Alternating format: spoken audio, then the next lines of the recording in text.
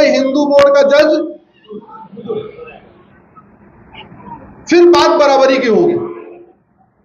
जैसे वक्फ बोर्ड जहां जहां जमीन क्लेम करता है उसका मुकदमा वक्फ ट्रिब्यूनल में जाता है, वैसे वैसे हिंदू बोर्ड जहां जहां उंगली रखेगा उसका मुकदमा कहां चलेगा? यानी काशी का मुकदमा कोर्ट में नहीं चलेगा, कहां चलेगा? भोजशाला का मुकदमा हिंदू बोर्ड, भद्रकाली का मुकदमा। एक फायदा और होगा, जैसे अभी वक्फ एक्ट ये कहता है यहां बाबर का घोड़ा घास खाता था इसलिए वक्फ प्रॉपर्टी है, तो हिंदू बोर्ड वाले भी बोलेंगे ये दिल्ली युधिष्ठिर ने बसाया था।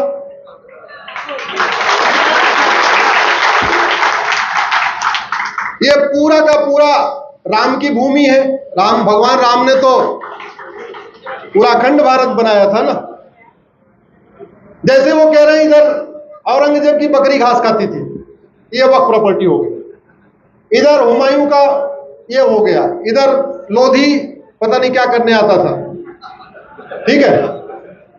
तो ऐसे ही कर रहे हैं ना, यहां लोधी, यहां खिलजी, यहां बाबर, यहां हुमायूं, यहां तुगलक, यहां शेरशाह, यहां ऐबक, ऐसे बता रहे हैं। फिर तो वो सारा अधिकार हिंदू बोर्ड को भी मिलना चाहिए। जितना बड़ा क्षेत्र युधिष्ठिर का था, जहां तक उन्होंने राजसूय यज्ञ किया था, वो पूरा किसका? भगवान राम का घोड़ा जहां तक गया था,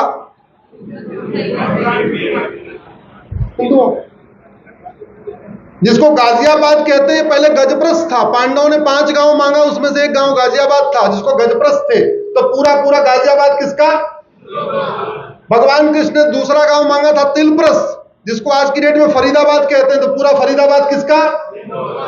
भगवान कृष्ण ने तीसरा गांव मांगा था पानप्रस्थ, उसको आज की डेट में पानीपत कहते हैं, तो पूरा पानीपत किसका? चौथा गांव उन्होंने मांगा था सोनप्रस्थ, जिसको आज की डेट में सोनीपत कहते हैं, तो सोनप्रस्थ किसका? और 5वां गांव था इंद्रप्रस्थ, इंद्रप्रस्थ को आज की डेट में दिल्ली कहते हैं, पूरा दिल्ली किसका? जौनपुर का नाम पहले जमदग्निपुरम था, तो पूरा जौनपुर किसका? मिर्जापुर का नाम पहले विंध्याचल था, पूरा विंध्याचल किसका? होशियारपुर का नाम पहले विदेह था, तो पूरा होशियारपुर किसका? ये बात हुई कि नहीं? बैलेंस।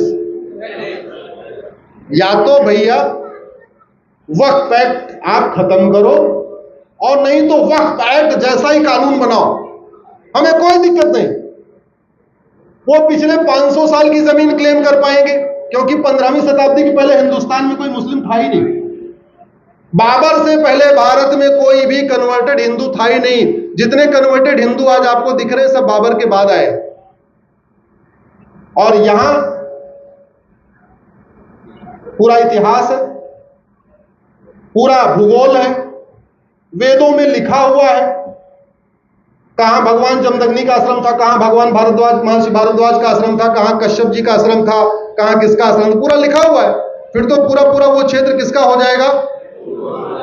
ये कांग्रेस की मक्कारी का नतीजा था। ऐसा एक घटिया कानून बनाया जो बाद में बहुत बड़ा नासूर बन गया है, और आज की डेट में उसके पास 10 लाख एकड़ जमीन है।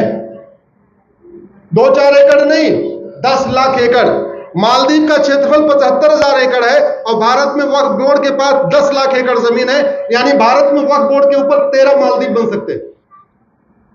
सिंगापुर का क्षेत्रफल 1,80,000 एकड़ है, वक्फ बोर्ड के पास 10 लाख एकड़ जमीन है। यानी भारत में वक्फ बोर्ड के ऊपर 5 सिंगापुर बन सकता है। बहरीन का क्षेत्रफल 1,90,000 एकड़ है, वक्फ बोर्ड के पास 10 लाख एकड़, यानी 5 बहरीन बन सकता है। हांगकांग 2,75,000 एकड़, वक्फ बोर्ड 10 लाख एकड़, यानी 3 हांगकांग बन जाएगा, फिर भी 2 लाख एकड़ जमीन बची रहेगी। डेनमार्क 3,45,000 एकड़, फिनलैंड 3,90,000 एकड़, मॉरिशस 5 लाख एकड़, यानी भारत में वक्फ बोर्ड के ऊपर 2 मॉरिशस बन जाएंगे। लग्जमबर्ग 6 लाख एकड़, साइप्रस 8 लाख एकड़, जॉर्जिया 9 लाख एकड़, और भारत में वक्फ बोर्ड के पास 10 लाख एकड़ जमीन। मैं इस पर रिसर्च कर रहा था, दुनिया के 50 देशों का क्षेत्रफल 10 लाख एकड़ से कम है। जितना हमारे पास वक्फ बोर्ड की जमीन है, इतना क्षेत्रफल दुनिया के 50 देशों का नहीं है। 50 देशों का क्षेत्रफल 10 लाख एकड़ से कम है, लेकिन यह कानून बना है। और दो ही तरीका है, मैं फिर से कह रहा हूं, जो मैंने अपनी PIL में बात रखी है आपको बताता हूं। जिसको हम दान कहते हैं, इसी को वक्फ कहते हैं। दान चोरी करके किया जाता है कि अपनी मेहनत ईमानदारी से? अगर मुझे पैसा दान करना है तो मैं अपनी पॉकेट से निकालूंगा या आपकी पॉकेट मार के करूंगा? अगर मुझे गाड़ी दान करना है तो मैं अपनी गाड़ी दान करूंगा या दूसरों को चोरी करके? अगर मुझे जमीन दान करना है तो अपनी जमीन दान करूंगा या दूसरों की? इसका मतलब यह हुआ, बाबर, हुमायूं, तुगलक, गजनी, गोरी को वक्फ का अधिकारी नहीं था, क्योंकि न यहां उनकी 1 इंच पुश्तैनी जमीन थी और न उन्होंने यहां मेहनत से कमाई। उन वैसी दरिंदों ने तलवार के दम पे जमीन कब्जा किया, आगजनी की धमकी देके कब्जा किया, बहन बेटियों का बलात्कार के जमीन कब्जा किया, इसलिए उनको वक्फ का अधिकारी नहीं था।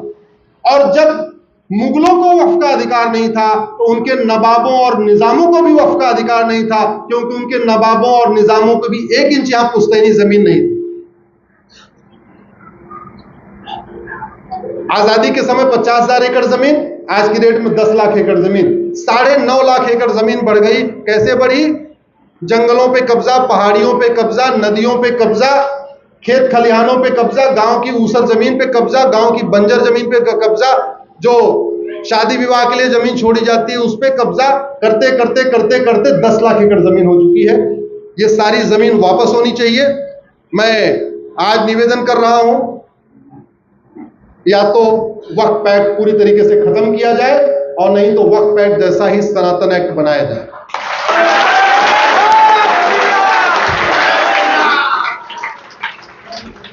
अगर आपके गाड़ी के पहिए में 44 छेद हो जाए तो आप पंचर बनवाते हैं या पहिया बदलते हैं? वक्फ एक्ट को सुधारने में 44 सुधार करना पड़ रहा है। कितना गड़बड़ है ये।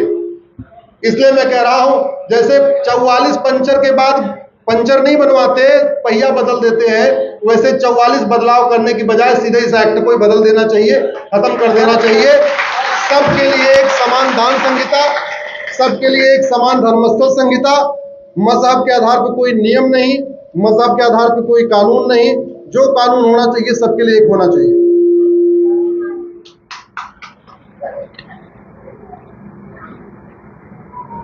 टाइम पूरा हो गया?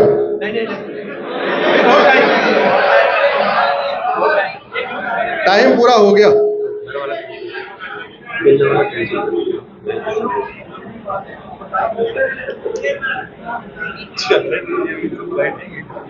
छह बजे तक वो नहीं, 6 बजे तक रहे, कोई हिलेगा नहीं।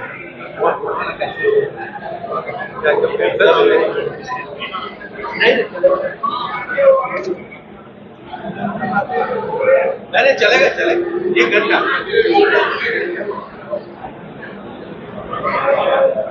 चलो फिर थोड़ा आपको मैं होमवर्क भी दे देता हूं। आप में से कितने लोग फेसबुक यूज करते हैं? सब यूज करते हैं। आपने अभी तक अपने फेसबुक पे अपने जान पहचान के अपने रिश्तेदार नातेदारों को जोड़ा होगा। मैं आज आप लोगों से आग्रह कर रहा हूं, जो 5000 की लिमिट है ना, उस लिमिट को पूरा होने दीजिए। आप फेसबुक पे 5000 लोगों को जोड़िए। जोड़ने का तरीका यह है, आपका नाम राम कुमार है तो सारे राम को जोड़ लीजिए, रामचंद्र को भी जोड़िए, राम अचल को भी जोड़िए, राम यादव को भी जोड़िए, राम पासवान को भी जोड़िए, राम शर्मा को भी जोड़िए, राम उपाध्याय को भी जोड़िए, जितने राम है सबको जोड़ लीजिए। आपका नाम अगर उमा है तो सारी भारत की उमा को जोड़िए, कम से कम 5000 उमा का एक ग्रुप बना लीजिए। उसमें यह मत देखिए उमा कहां की है, बंगाल की है, गुजरात की है, कहां की है, जोड़िए। क्योंकि बहुत सारी चीजों की जानकारी नहीं है। ट्विटर पे 5 करोड़ लोग यूज, भारत में 5 करोड़ लोग हैं और फेसबुक 50 करोड़ लोग यूज करते हैं।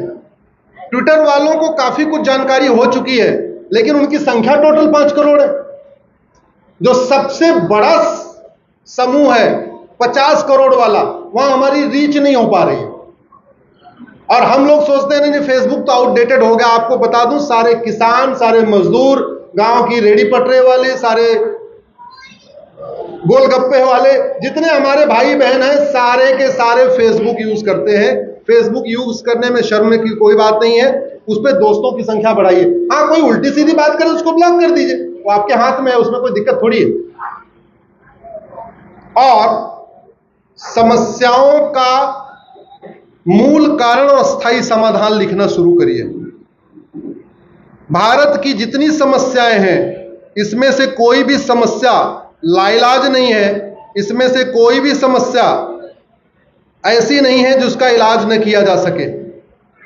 बस हमें नियम कानून बदलना है और 80% समस्याओं का समाधान नियम कानून बदल के हो सकता है।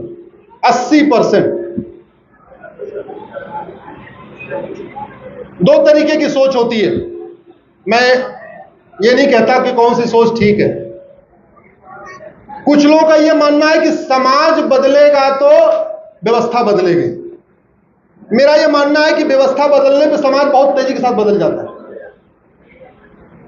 वही व्यक्ति नॉर्मल ट्रेन में चलता अलग व्यवहार करता है, मेट्रो में चलता अलग व्यवहार करता है, एयरपोर्ट चलता अलग व्यवहार करता है। व्यक्ति वही है, केवल रेल का नियम बदला, मेट्रो का नियम बदला, एयरपोर्ट का नियम बदला, उसके व्यवहार में परिवर्तन आ गया। नियम कानून बनाने की कोई लागत नहीं होती, फ्री में बन जाता है। जब फ्री में बन जाता है तो पहले फ्री वाला काम कर लेना चाहिए। उदाहरण के लिए, एक के बाद यहां हत्याएं होती रहती हैं, लेकिन सजा नहीं मिलती, और सजा नहीं मिलती इसलिए हत्याएं होती रहती। जितना अपराध भारत में इतना सिंगापुर में तो नहीं है। जितना अपराध भारत में इतना अमेरिका रूस में भी नहीं है।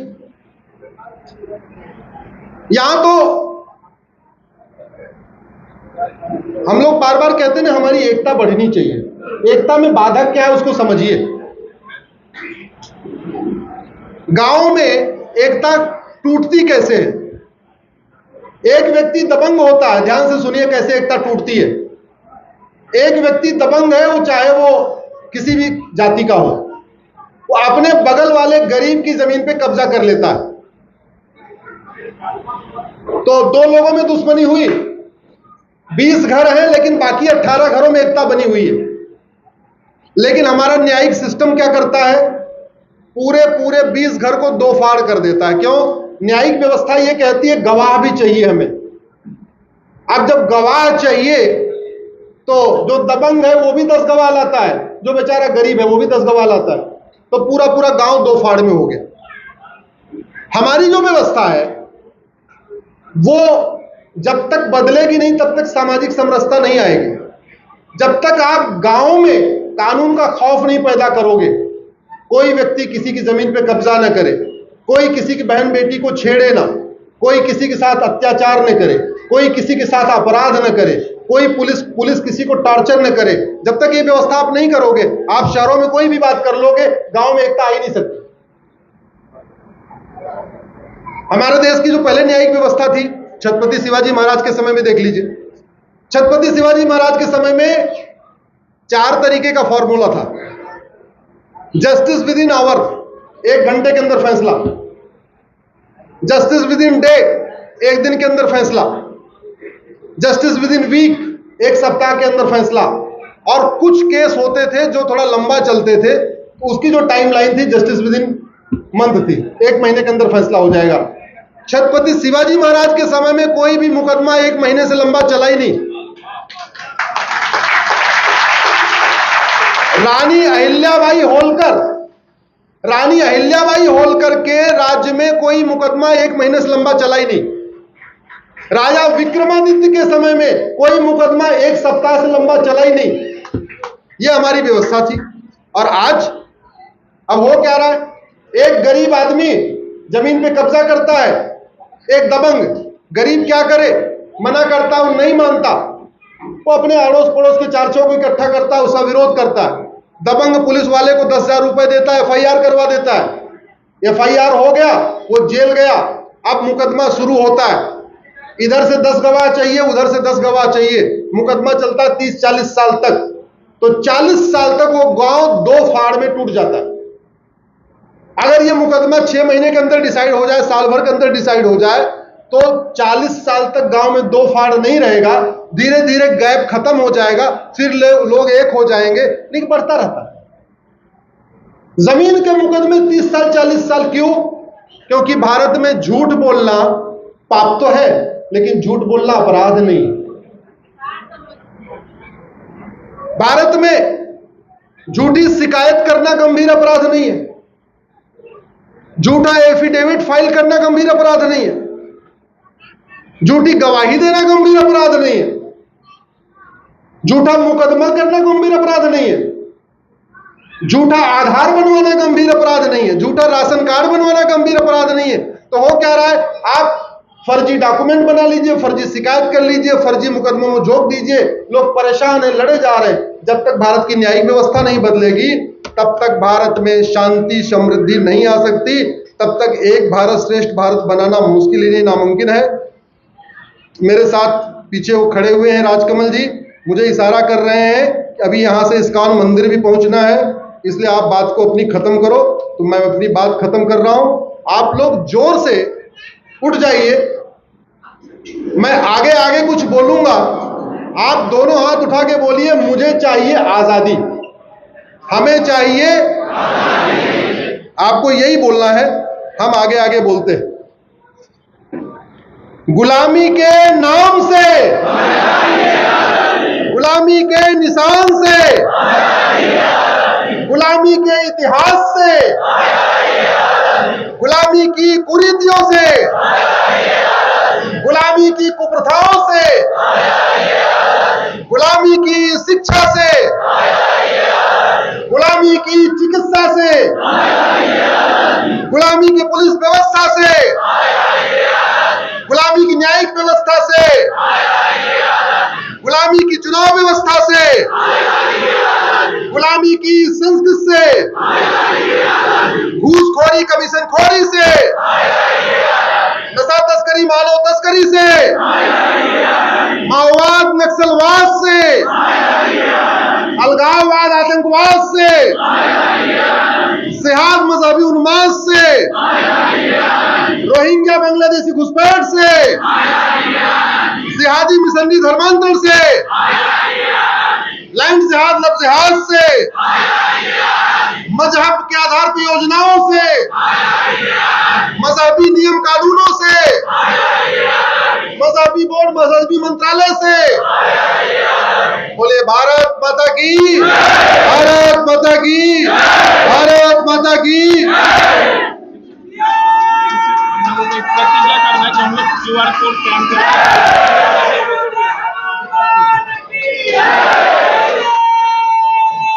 अब मैं कार्यक्रम के समापन भाषण के लिए धन्यवाद प्रस्ताव के लिए माननीय रविंद्र सिंह जी से रिक्वेस्ट करता हूं कि आप